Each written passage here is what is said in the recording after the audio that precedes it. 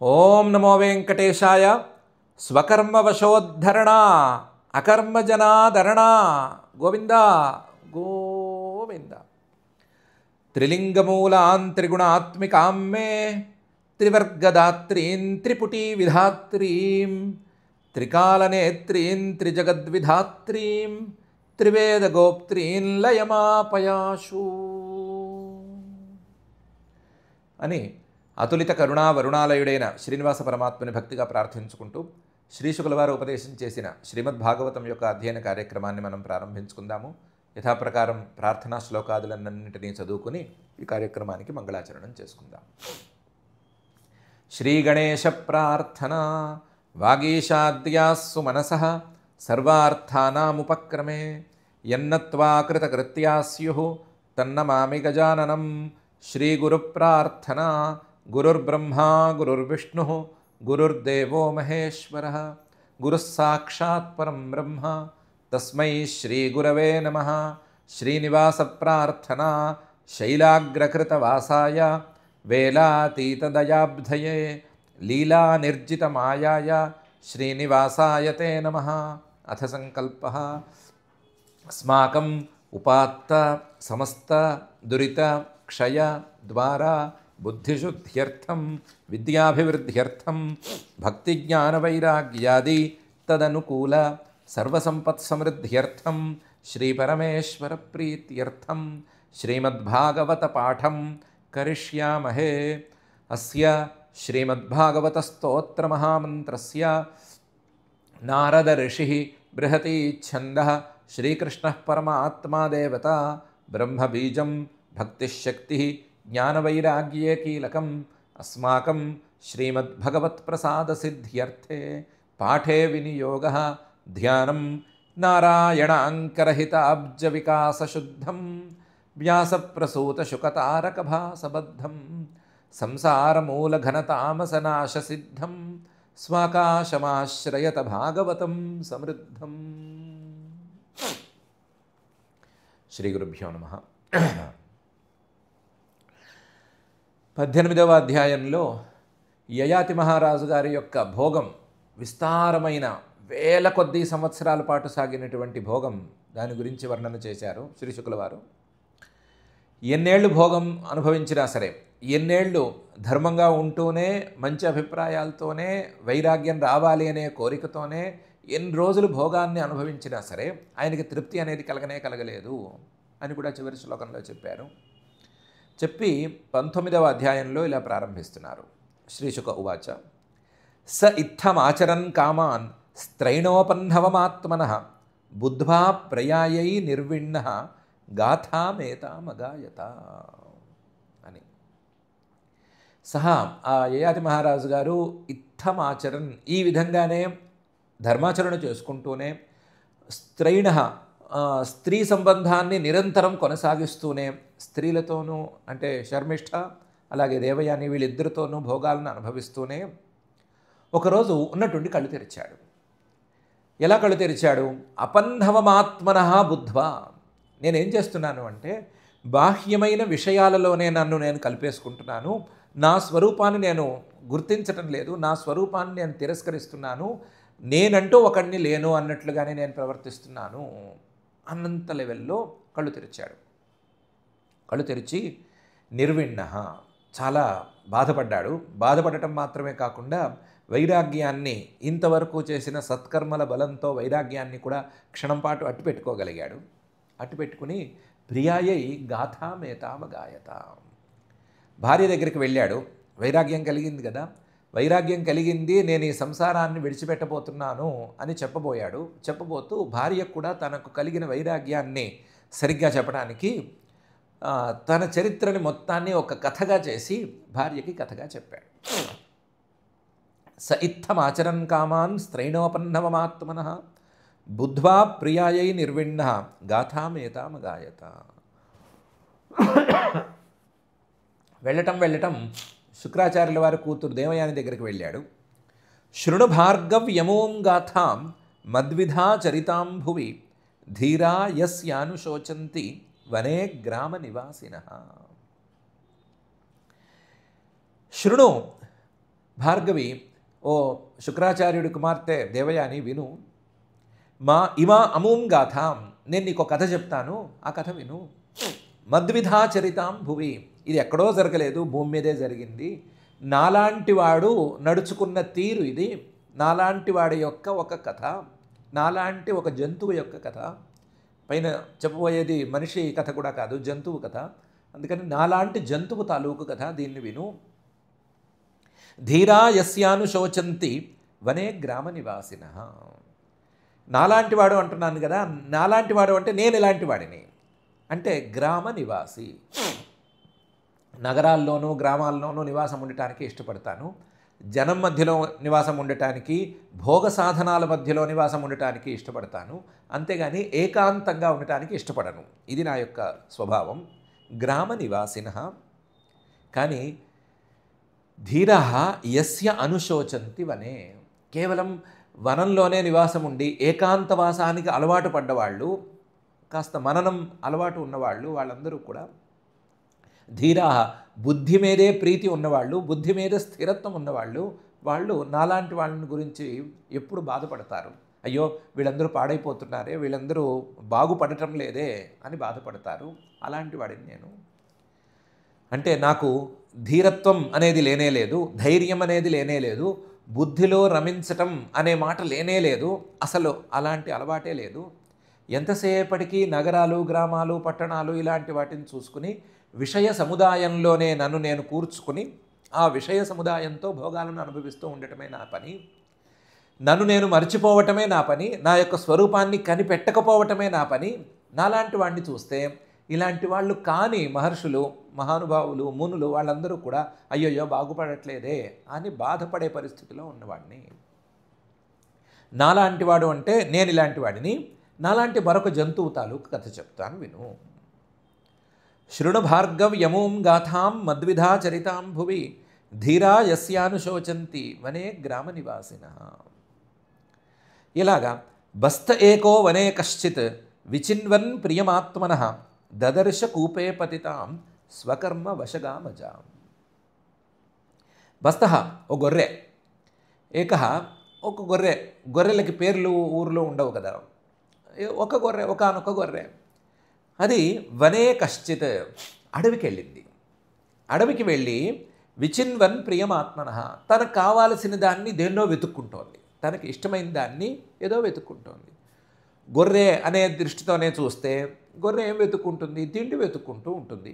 తనకి ఇష్టం తిండి కాబట్టి, మొదలు తనకి ఇష్టమైనది తిండి కాబట్టి తనకి ఇష్టమైన తిండిని వెతుక్కుంటూ వెళ్ళింది. విచిన్వన్ వన ఆత్మనః ప్రియమాత్మనః. ఇలా తన తిండిని వెతుక్కుంటూ వెళ్ళినటువంటి గొర్రె దదర్శ కూపే పతితాం స్వకర్మ వశగామజాం. ఒక బావిలోకి తొంగి చూసింది.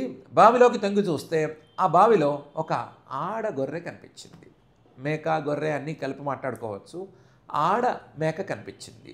మేక మగది మేక అయితే, ఆడది ఆడమేక, లేదా గొర్రె అయితే ఆడగొర్రె కనిపించింది. ఆ గొర్రె చూసింది. చూసిన గొర్రెమో ఏదో వెతుకుతూ ఉంటూ వెళితే అకస్మాత్తుగా చూసింది. మరి అక్కడ మేక ఎందుకుంది? బావిలో మేక ఎందుకుంది? ఆడమేక ఎందుకుంది అంటే స్వకర్మవశగా దాని కర్మ అలా కాలింది. కాలితే తాను అక్కడ ఉంది. చూసింది మగమేక చూసింది, లేదా గొర్రె చూసింది. బస్త ఏకో వనే కశ్చిత్ విచిన్వన్ ప్రియమాత్మనః దదర్శ కూపే పతితాం స్వకర్మ వశగామజాం.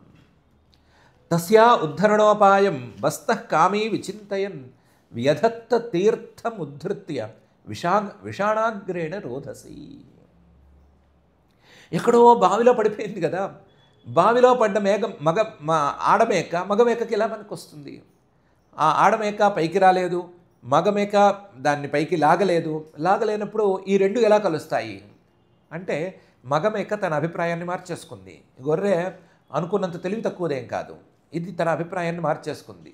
ఎట్లాగైనా సరే ఈ ఆడమేకను బయటికి తేవలసిందే, ఈ ఆడమేకను పెళ్లి చేసుకోవాల్సిందే అని నిర్ణయించుకుని బస్తః కామి విచింతయన్, కామి కోరిక కదా, ఈ ఆడమేక నాకు కావాలి అనే కోరిక కదా, ఆ కోరికతో విచింతయన్ ఆలోచించింది. కోరికతో ఆలోచిస్తే ఏం తేలుతుంది? కోరికను తీర్చుకోవడానికి దారి తేలుతుంది. అలా దీనికి దారి తేలింది. ఎలా తేలింది? ఉద్ధరణోపాయం. బావిలో కూరబడ్డ ఆ ఆడమేకని పైకి తెచ్చేందుకు ఒక దారి కనిపించింది. ఏం దారి కనిపించింది? వ్యధత్త తీర్థముద్ధృత్య విషాణాగ్రేణ రోధసి. బావి గట్టును నుంచుని తన కొమ్ములతో ఆ బావి గట్టును తవ్వుతూ ఉంటే అది మెల్లగా బావి లోపల దాకా వెళ్ళిపోతుంది. బావి లోపల దాకా వెళ్ళటం అంటే కొంచెం స్లోప్ అనేది వస్తే కనుక ఇది దిగటానికి ఎలాగైతే అవకాశం కలుగుతుందో అలాగే లోపల ఉండే ఆడమేక పైకి రావడానికి కూడా అవకాశం కలుగుతుంది అనే ఆలోచన వచ్చింది. ఈ ఆలోచన ప్రకారం వ్యధత్త చేసింది, నడుచుకుంది, తన కొమ్ములతో తవ్వింది. తీర్థం ఉద్ధృత్య రోధసి.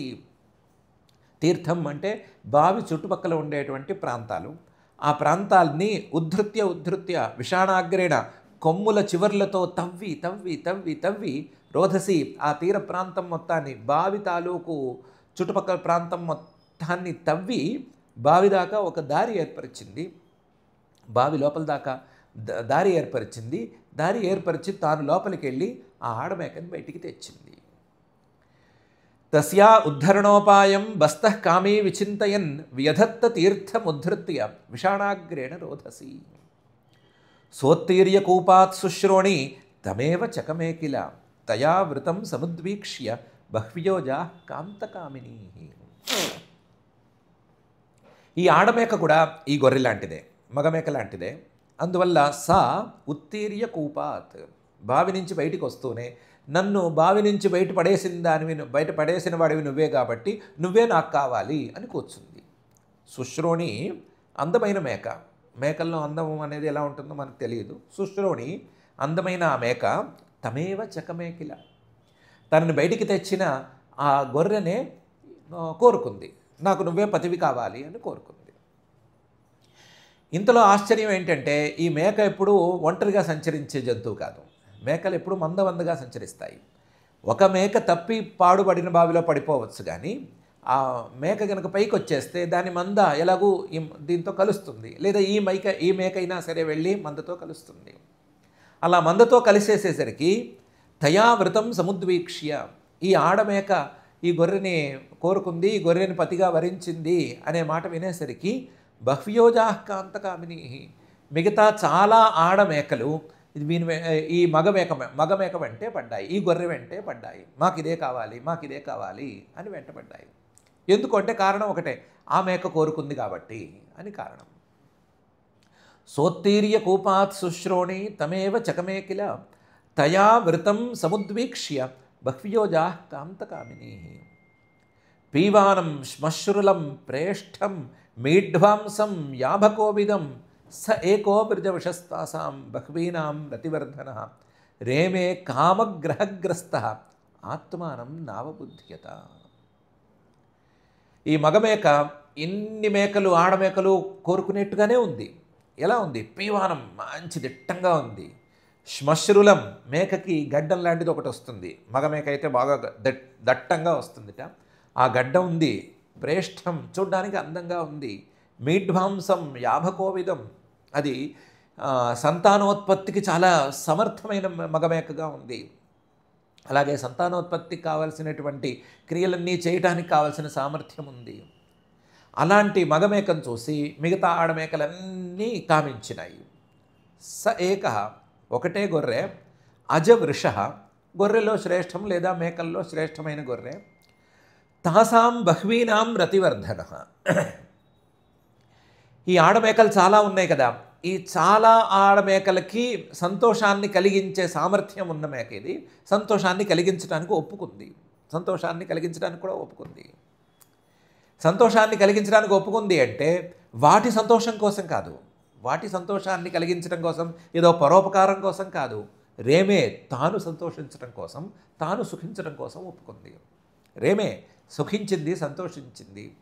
ఎలా అంటే కామగ్రహగ్రస్త, ఒక కామం అనేటువంటి పిశాచం పడితే ఎలా సంతోషిస్తుందో అలా సంతోషించింది.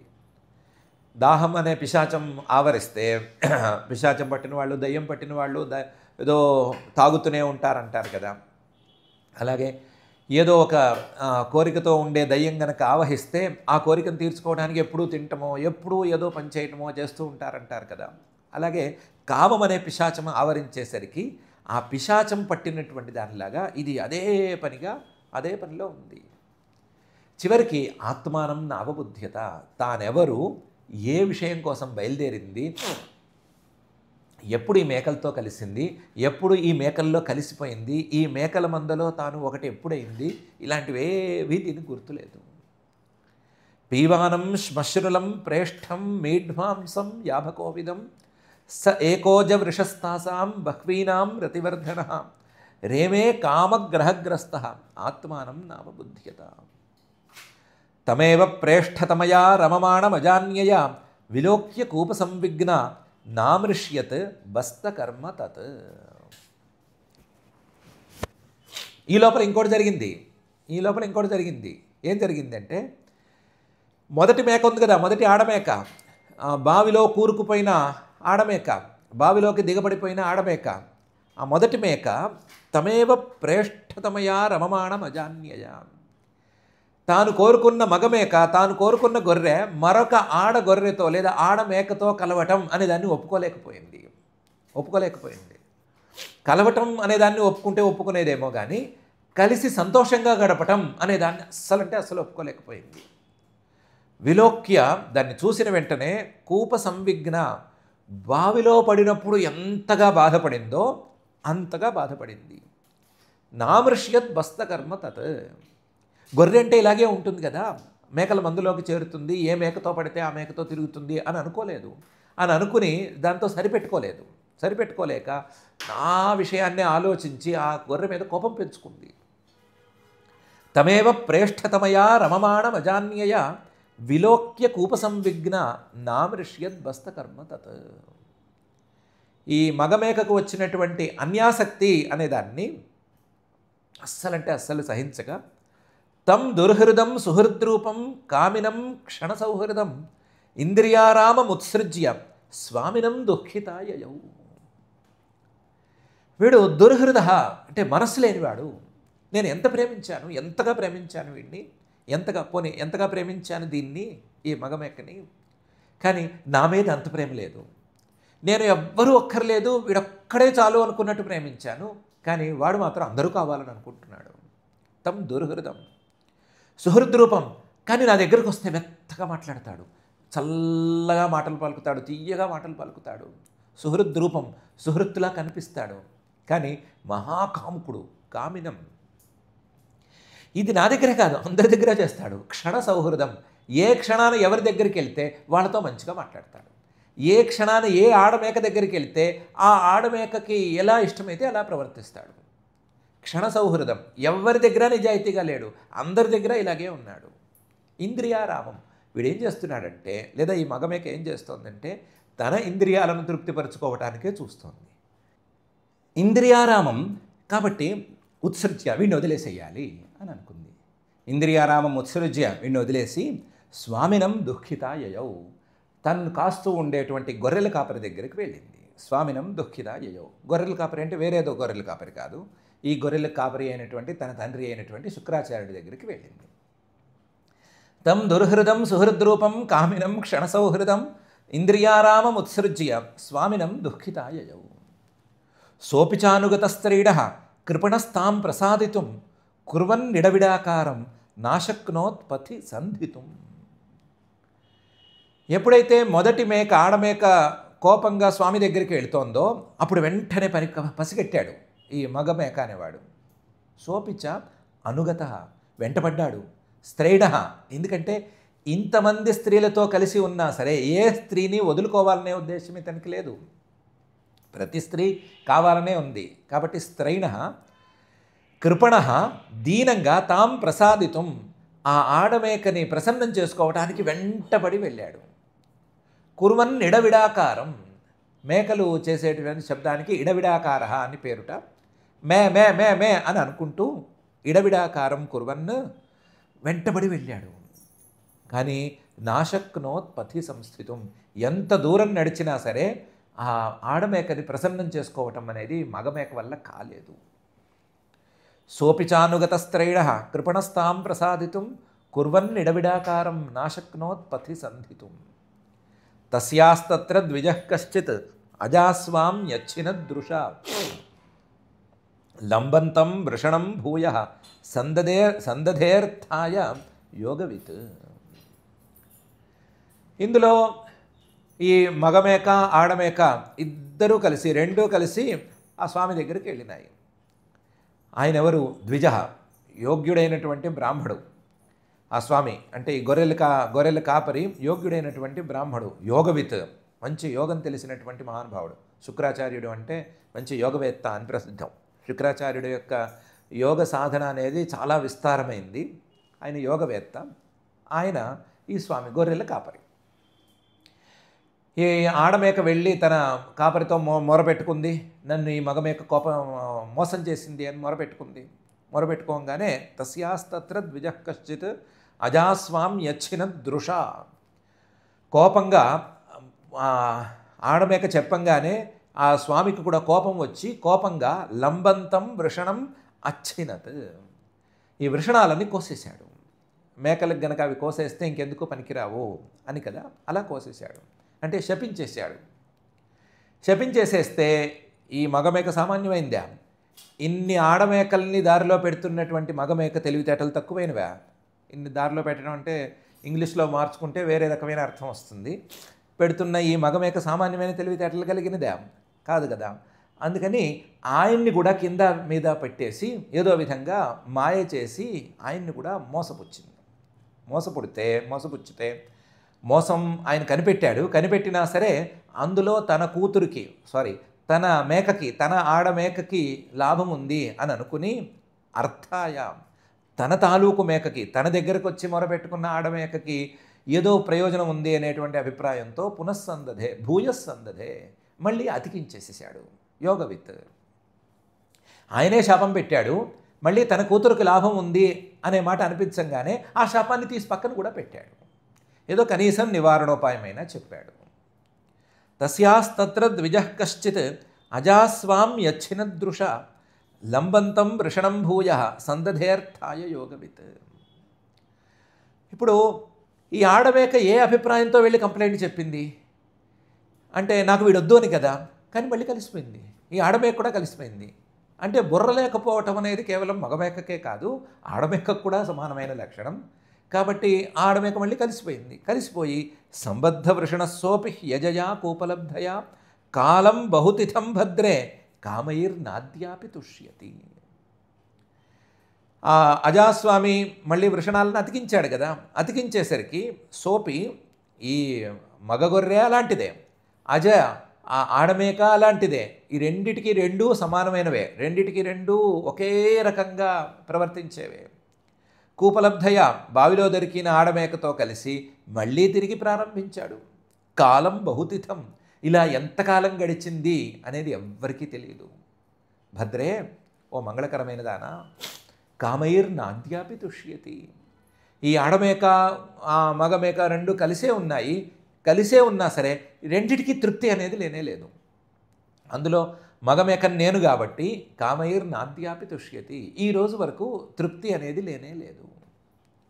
సంబద్ధ వృషణస్సోపి యజయా కూపలబ్ధయా కాలం బహుతిథం భద్రే కామైర్నాద్యాపి తుష్యతి. తథాహం కృపణః శుభ్రు భవత్యాః ప్రేమయంత్రితః ఆత్మానం నాభిజానామి మోహితస్తవ మాయయా అని యయాతి గారు దేవయానితో అన్నాడు. ఇంతవరకు ఏదో కథలు చెప్పాను అంటే ఆ మేకలు గొర్రెలు, ఈ మేకలు ఎన్నున్నాయి, గొర్రెలు ఎన్నున్నాయి, వాటి రంగు ఏంటి, రూపం ఏంటి, ఏ పాడుబడిన బావి, ఏ వనంలో తిరుగుతున్నాయి, ఏ ఆకులు తిన్నాయని కాదు. తథాహం కృపణః అని చెప్పుకోవటానికి నేను కూడా ఆ గొర్రె లాంటి వాడిని. తథాహం కృపణః శుభ్రు, అందమైన కనుబొమ్మలు కలదానా దేవయాని, నీ కనుబొమ్మలు చూస్తూనే ఇంతకాలం గడిపేశాను, నేను అలాంటి వాడినే. భవత్యాః ప్రేమయంత్రితః, నీ ప్రేమ అనే దాని చుట్టూనే తిరుగుతూ వచ్చాను. నీ ప్రేమను కాపాడుకోవటానికే నిరంతర ప్రయత్నం చేస్తూ వచ్చాను. మిగతా వ్యవహారాలు ఎన్నున్నా సరే నీ ప్రేమ మాత్రం పోకూడదు. మిగతా ఎంతమందితో ఉన్నా సరే, శర్మిష్ఠతో ఉన్నా, వాళ్ళ దాసులతో ఉన్నా, ఎలా ఉన్నా నీ ప్రేమ పాత్రం పోకూడదు. దేవయాని అంటే నాకు ఇష్టం అని చెప్పుకోవటానికే తిరుగుతూ వచ్చాను. భవత్యాః ప్రేమయంత్రితః, నీ ప్రేమను పొందానా పొందలేదా తర్వాతి మాట. ఆత్మానం నాభిజానామి, నేనెవరిని అనే సంగతి మర్చిపోయాను. మోహితస్తవ మాయయ, అసలే మాయ వల్ల శరీరాన్ని దాల్చిన వాడిని కదా నేను. శరీరంలో నన్ను నేను కనిపెట్టుకోవలసిన వాడిని. నీ మాయలో కూడా పడిపోయి, నీ మాయామోహంలో పడిపోయి, ఆ మోహం కూడా తోడయ్యేసరికి నీ చుట్టూ నేను తిరుగుతూ వచ్చేసరికి అసలు నేను ఎవరిని అనే విషయానికి చాలా దూరంగా వెళ్ళిపోయాను. నా శరీరం వరకు నేను మిగిలితే ఈ శరీరంలో ఏ ఇంద్రియం ఎలా పనిచేస్తోంది, ఏ ప్రాణం ఎలా పనిచేస్తోంది, ఈ ప్రాణం పనిచేయటానికి, ఇంద్రియాలు పనిచేయటానికి మూలం ఎవరు అని వెతికితే ఎప్పటికో ఒకప్పటికి నా స్వరూపం తెలిసి ఉండే అవకాశం ఉండేదేమో. కానీ నేను నా శరీరాన్ని కూడా విడిచిపెట్టి నీ చుట్టూ తిరుగుతున్నాను కదా. నీ చుట్టూ తిరుగుతూ ఉంటే ఈ ఆత్మస్వరూపం అనే ప్రశ్న ఎక్కడి నుంచి వస్తుంది? కాబట్టి ఆత్మానం నాభిజానామి మోహితస్తవ మాయయ. తథాహం కృపణశుభ్రు భవత్యాః ప్రేమయంత్రితః ఆత్మానం నాభిజానామి మోహితస్తవ మాయయ అని ఓపెన్గానే ఉండే కథని మరింత ఓపెన్ చేశాడు.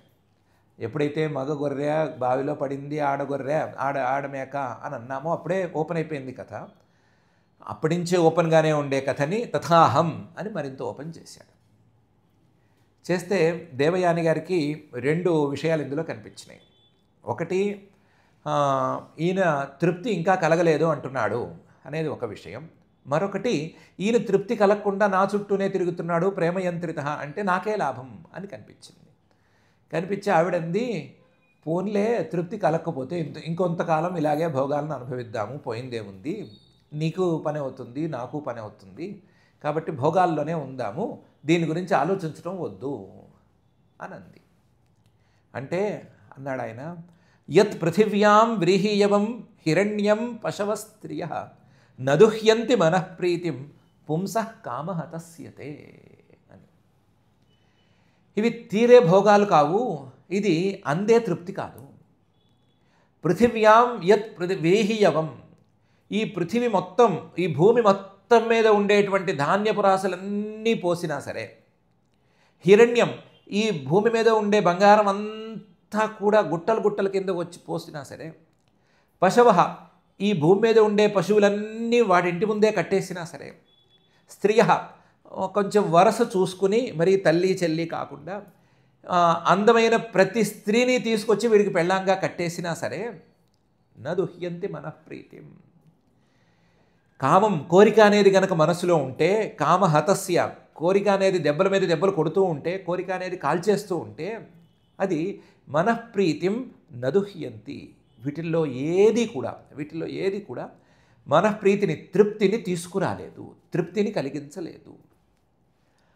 పుంసః ఒక్కసారి గనక పురుషుడు అంటే పురుషుడని కాదు, పురుషుడు జీవుడు కామహతః కోరికతో గనక రగులుతూ ఉన్నాడంటే, ఆ కోరిక అనేది గనక మొదలైందంటే ఆ కోరికతో ఉన్న జీవుడికి తృప్తి అనేది కలగదు.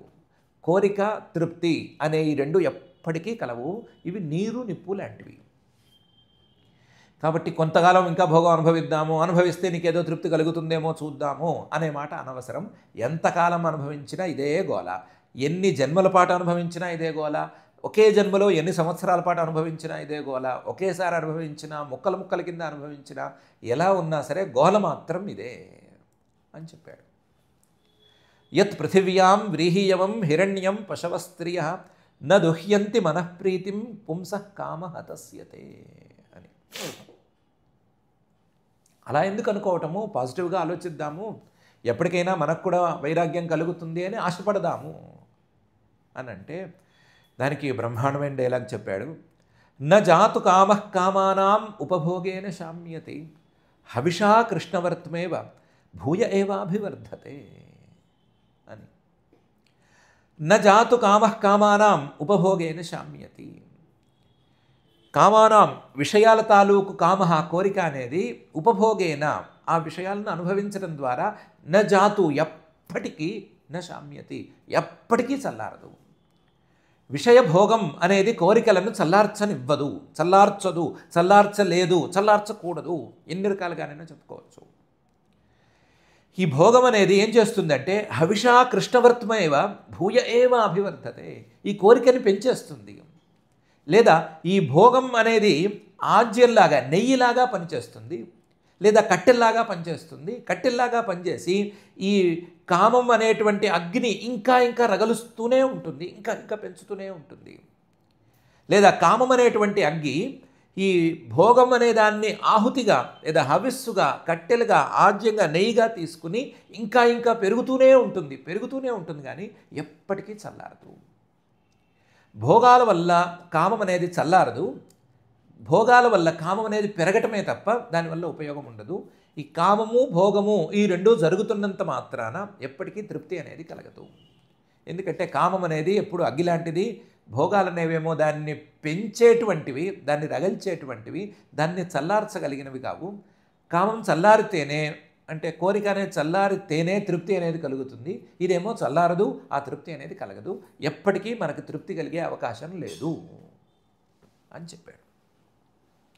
న జాతు కామః కామానాం ఉపభోగేన శామ్యతి హవిషా కృష్ణవర్తమేవ భూయ ఏవ అభివర్ధతే అనే ఈ శ్లోకం. ఇక్కడికి ఆపుకుందాము. కథ అనేది ఎందుకు మొదలుపెట్టాడు అని మొదట్లో కొంచెం బోరు కొట్టింది. ఎలాగో కథ అంతా విస్తృతంగా చదివిన తర్వాత మళ్ళీ ఈయన గొర్రె అని పేరు పెట్టి మళ్ళీ అదే కథ చెప్తే ఏం ఉపయోగం అనే అభిప్రాయం కలిగింది. కానీ ఆయన చివరిలో చెప్తున్న విషయాన్ని చూస్తే మాత్రం ఆ చెప్పిన కథని పక్కన పెట్టాలనే అనిపిస్తోంది.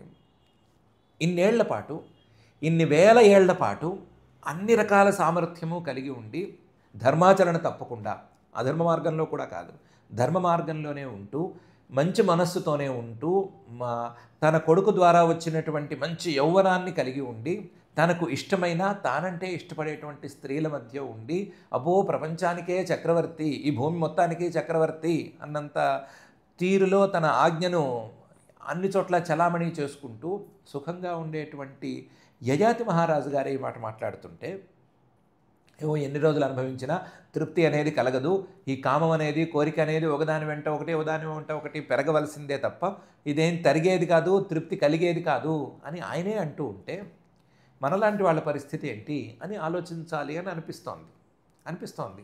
జనరల్గా ఇలాంటి మాటలు వింటే ఒక్క క్షణమైనా ఆలోచించాలని అనిపిస్తుంది. చీ అని మొదట్లోనే అనిపించదు, కుదరదు అన్న తర్వాత పక్కన పారేస్తామనేది వేరే సంగతి. కానీ ఆలోచించాలి అని అనిపిస్తోంది. ఆలోచించాలి అని అనిపించాలి అనే ఉద్దేశంతోనే కథని ఇంత దూరం లాక్కొచ్చారు. ఇది ఒక యయాతి గారికి సంబంధించిన కథ కాదు, ప్రతి గొర్రె తాలూకు కథ. గొర్రెలాగా ఆడమేకల వెంట తిరిగే ప్రతి గొర్రె తాలూకు కథ, గొర్రెలాగా విషయాల చుట్టూ తిరిగేటువంటి ప్రతి జీవుడి తాలూకు వ్యథ ఇది. ఆ వ్యథలో ఉండేటువంటి అసలు సిసలు కారణం ఇదే. ఆ జీవుడి తాలూకు కథ వ్యథాభరితంగా ఉండటానికి కారణం ఈ కామం అనేదే.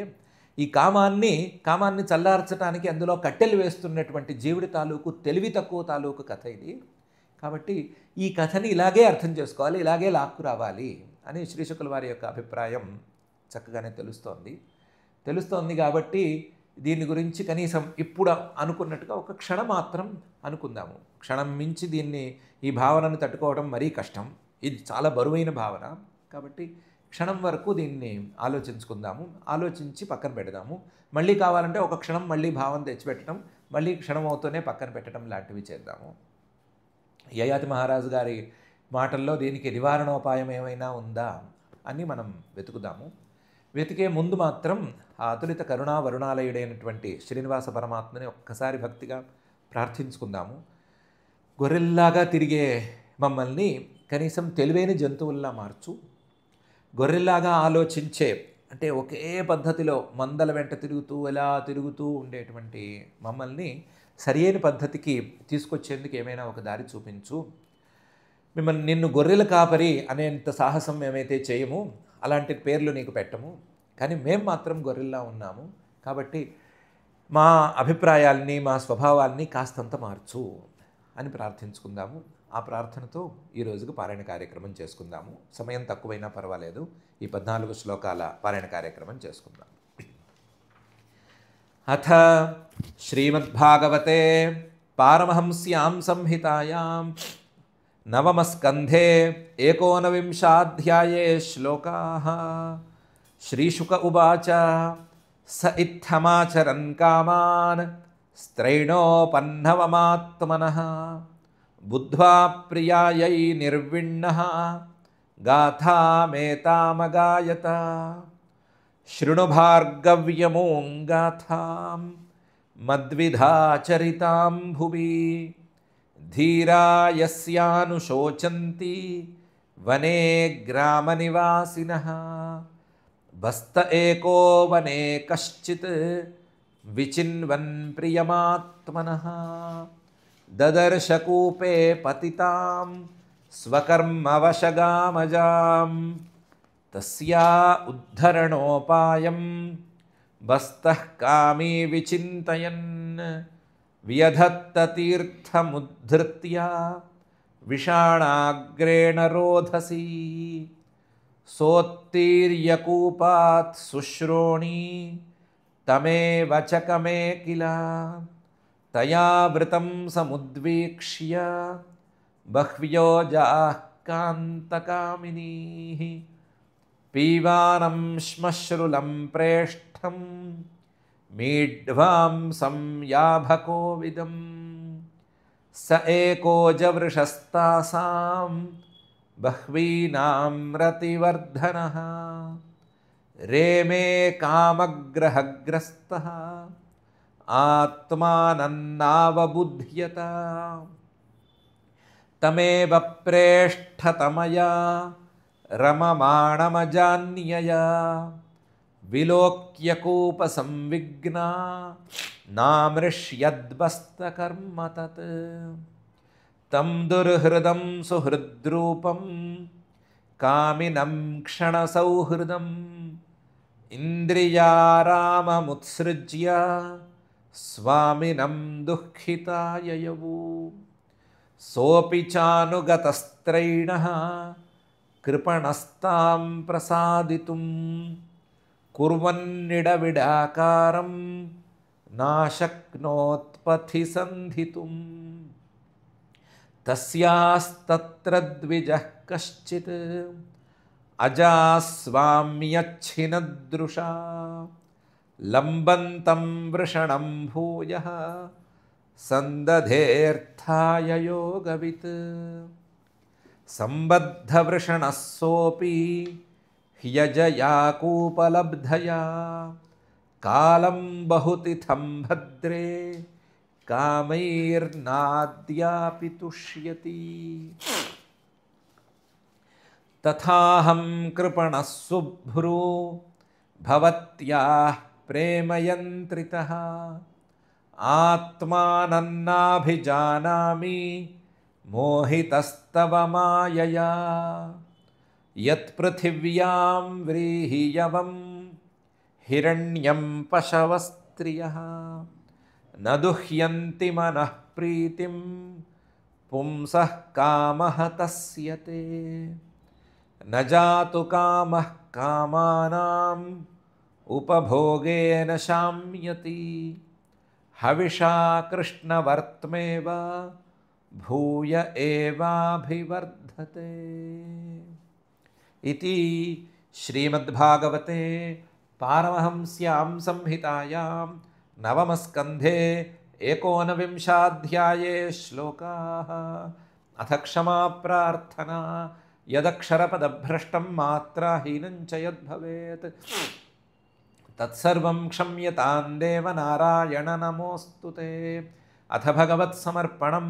కాయేన వాచా మనసేంద్రియైర్వా బుద్ధ్యాత్మనా వా ప్రకృతే స్వభావాత్ కరోమి యద్యత్ సకలం పరస్మై నారాయణాయేతి సమర్పయామి అథ లోకక్షేమ ప్రార్థనా సర్వే భవంతు సుఖినః సర్వే సంతు నిరామయాః సర్వే భద్రాణి పశ్యంతు మా కశ్చిద్ దుఃఖభాగ్ భవేత్ అథ మంగళం శ్రియః కాంతాయ కళ్యాణ నిధయే నిధయేర్థినాం శ్రీవేంకటనివాసాయ శ్రీనివాసాయ మంగళం.